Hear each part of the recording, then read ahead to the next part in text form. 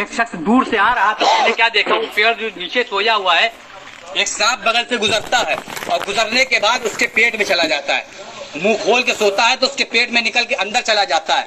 जब पेट में चला जाता है वो शख्स दूर से देख लेता है, आता है उसके पास, आने के बाद उसको जगाता है और उसको बताता नहीं है कि पेट में सांप चला गया है। उसको जगाता है और जगाने के बाद अपने हाथ में डंडा लेता है और लेने के बाद कहता है दरख्त जो सेब का दरख्त था, कहता है इस दरख्त से सेब को तोड़कर खा। कहता है खाओ। जबरदस्ती उसको खिलाना शुरू करता है और जब वो खाने से रुकता है तो उसको मारना शुरू कर देता है डंडे से। अब वो खाता है, इतना खाता है कि अब उससे दोबारा एक लुकमा तक खाने की ताकत भी न रहती है। वो कहता है कि अब ना खा पाऊंगा। कहा अब हजरत वो फरमाता है, वो कहता है, हजरत मौलाना रूम फरमाते हैं कि अब वो शख्स कहता है कि अब अगर तूने खा लिया, अब तेरे अंदर एक खाने की ताकत नहीं है, तो अब ऐसा कर, तू दौड़ लगा। कहा अब तू दौड़ लगा और जितने तेज, जितना दूर तक दौड़ सकता है दौड़। अब वो दौड़ता चला जाता है, दौड़ते अचानक क्या देखता है कि बहुत दूर जाने के बाद उसके कै होती है, उसके उल्टी होने लगती है और जब उल्टी होती है तो जो पेट में सांप था वो बाहर आ जाता है।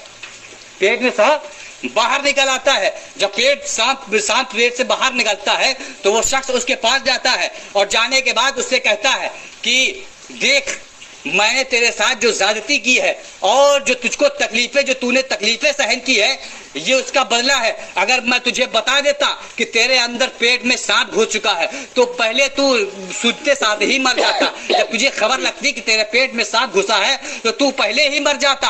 हजरत मौलाना रूम फरमाते हैं कि ये वाकया बयान करने के बाद फरमाते हैं कि देखो कि उस शख्स को मालूम न था, वो समझ रहा था कि ये आजमाइश उसके लिए बड़ी सख्त है कि खाया जा रहा है और दौड़ाया जा रहा है, धूप में उसको दौड़ाया जा रहा है। लेकिन जब उसको खबर लगी, जब उसके पेट से सांप बाहर निकला और जब उसने देखा कि पेट से उसके सांप बाहर निकल चुका है और वो जिंदा और सही सलामत है, तो अपनी तकलीफों को भूल जाता है। वो अपनी तकलीफ को भूल जाता, अपने दर्द को भूल जाता है, धूप की तपिश को भूल जाता है और जब सांप को मरा हुआ देखता है तो उसको बड़ी खुशी हासिल होती है कि मैं एक बुरी चीज से बच गया हूँ, मैं मौत से बच गया हूँ, तो खुश हो जाता है। फरमाते हैं कि मौलाना रूम फरमाते हैं इसी तरह कि दुनिया के अंदर जब तू दुश्मनाने मुस्तफा सल्लल्लाहु अलैहि वसल्लम की जब कहना चाहिए खिलाफ तू बोलना शुरू करेगा, जब उनका रद्द करेगा, जब उनके खिलाफ बोलेगा,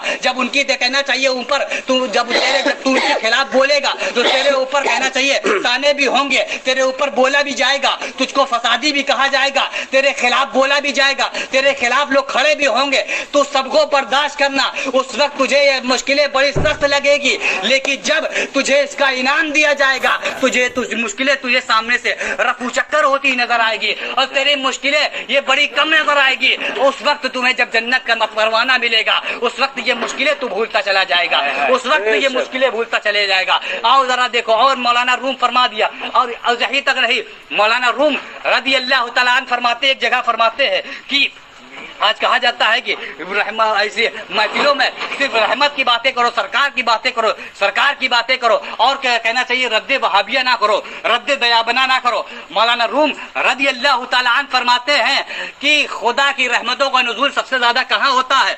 फरमाते हैं सबसे ज्यादा खुदा की रहमतों का नुज़ूल अगर किसी जगह पे होता है, फरमाते हैं सबसे ज्यादा खुदा की रहमतों का नुज़ूल वहां पर होता है जहां पर अल्लाह उसके रसूल के दुश्मनों को बुरा कहा जाता है।